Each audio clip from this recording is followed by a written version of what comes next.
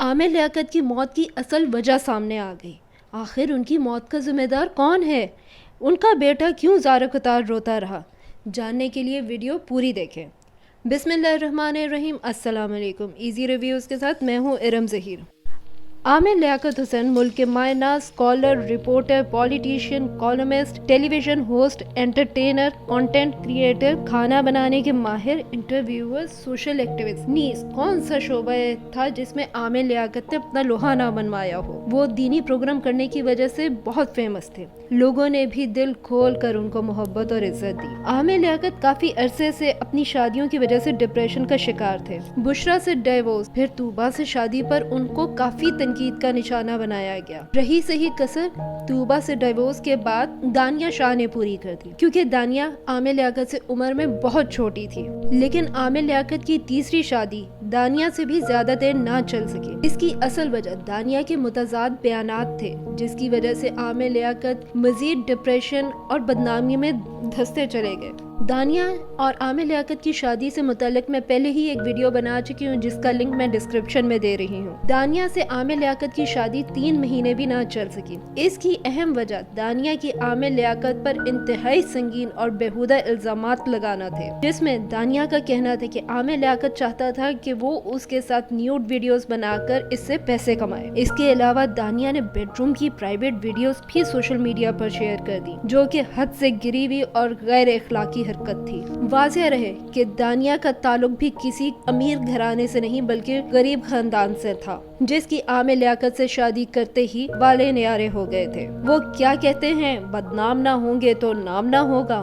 دانیہ نے عامر لیاقت پر نشہ کرنے کے الزامات اور ویڈیوز بھی شیئر کی۔ ان سب باتوں پر عامر لیاقت شدید ذہنی دباؤ کا شکار ہوئے۔ ان کے ڈپریشن میں مزید اضافہ کرنے کا کام کیا میمرز نے، جنہوں نے ان کی نازیبا ویڈیوز شیئر کر کے اور ان کے اوپر جوکس بنا کے ان کا جینا مزید حرام کر دیا۔ عامر لیاقت نے دانیہ سے علیحدگی کے الزامات کا قصوروار عمران خان کو بھی ٹھہرایا۔ اس دنیا سے رخصت ہونے سے پہلے عامر لیاقت حسین نے کچھ ویڈیوز اور ٹویٹس بھی کیے، جن سے ان کے ڈپریشن کا اندازہ لگایا جا سکتا تھا۔ ان کے قریبی لوگوں میں، جس میں وسیم بادامی کا بھی یہ کہنا تھا کہ وہ اپنی نجی زندگی کی وجہ سے بہت ڈپریشن کا شکار تھے اور انہوں نے لوگوں سے ملنا جلنا تک چھوڑ دیا تھا، اور بالآخر وہ ہوا جو نہیں ہونا چاہیے تھا۔ 9 جون 2022 کو دوپہر 12 بجے جب ان کا ڈرائیور ان کو اٹھانے کے لیے گیا تو عامر لیاقت اپنے کمرے میں بے ہوش پائے گئے۔ روم میں شدید دھواں بھی موجود تھا۔ ڈرائیور نے ان کے اوپر پانی بھی چھڑکا، لیکن عامر لیاقت ہوش میں نہ آئے۔ ایمبولینس کو کال کیا گیا اور ہاسپٹل لے جایا گیا، جہاں ڈاکٹرز نے انہیں براڈ ڈیڈ ڈکلیئر کیا، اور حیرت انگیز اور افسوسناک خبر نے سب کو ہلا کے رکھ دیا۔ اہم خبر دیں گے آپ کو۔ M P A P T A Jamal Siddiqui کا یہ کہنا ہے کہ ڈاکٹر عامر لیاقت حسین انتقال کر گئے ہیں۔ ان کے ملازم نے یہ بتایا ہے کہ ایم این اے ڈاکٹر عامر لیاقت حسین کا انتقال ہو گیا ہے۔ یہ خبر سامنے آ رہی ہے۔ وہ عامر لیاقت حسین جو حرفاً مولا تھا، آج ہم میں نہیں رہے۔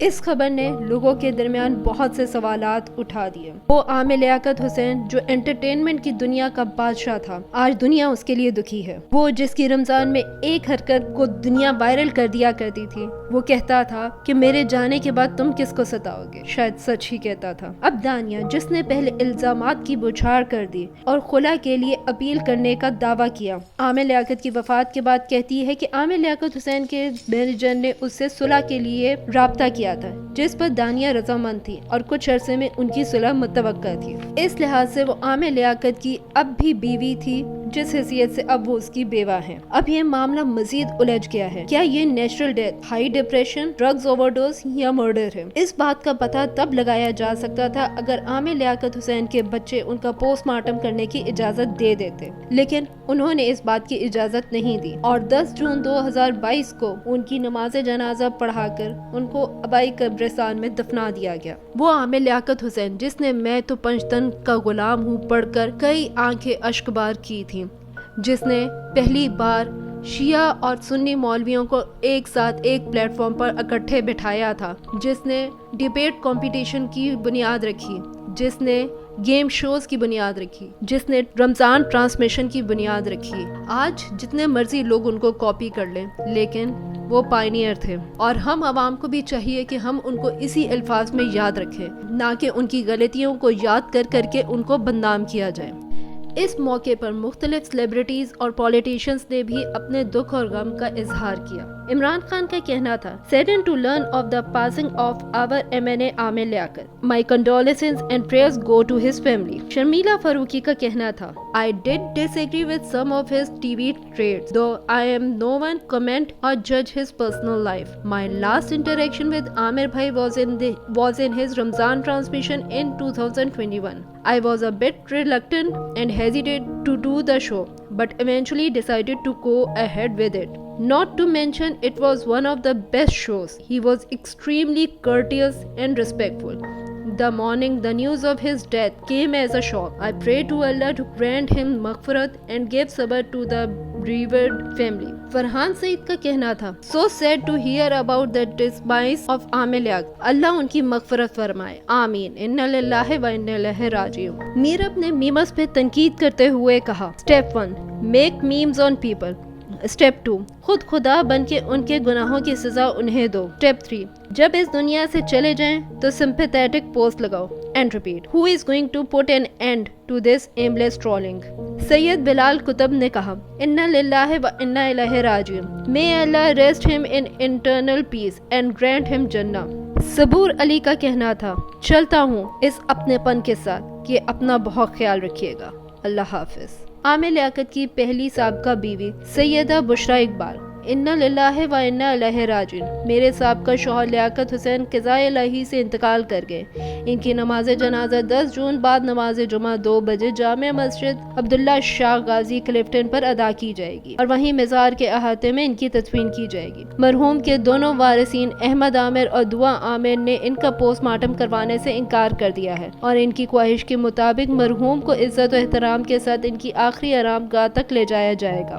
آپ سب سے دعائے مغفرت کی درخواست ہے. اللہ پاک مرحوم کے درجات بلند فرمائے اور ان کے آگے کی منازل آسان فرمائے. آمین. عامر لیاقت کی دوسری سابقہ بیوی سیدہ طوبہ کا کہنا تھا "During his lifetime, Aamir Liaquat Hussain touched many lives. I pray to Allah for mercy. May his journey to hereafter be easy. Inna lillahi wa inna ilaihi raji'un. I request everyone to act empathetically and please give privacy to those grieving this loss." Aamir Liaquat کی تیسری بیوی دانیہ کا کہنا تھا "آج مجھے media کے ذریعے معلوم ہوا ہے کہ میرے شوہر عامر لیاقت حسین وفات پا چکے ہیں. اس خبر نے مجھ پر غم کے پہاڑ توڑ دیے کیونکہ کچھ دن پہلے عامر کے پرسنل سیکرٹری کی طرف سے مجھے صلح کی دعوت دی گئی جس پر میں نے ان کی بات مانتے ہوئے مزید پیشی لے لی. مجھے بہت دکھ ہے کہ وہ آج مجھے بیوہ بنا کر چلے گئے. اللہ میرے مرحوم شوہر کی درجات کو بلند فرمائے. اللہ پاک عامر کی مغفرت فرمائے اور ان کو جنت الفردوس میں اعلیٰ مقام عطا فرمائے. آمین یا ثم آمین. عامر لیاقت کی موت نے دانیہ کو ایک کٹہرے میں لا کے کھڑا کر دیا ہے اور کہیں نہ کہیں ہم سب کو بھی. کیا ہم نے اپنی اصلاح کر لی ہے؟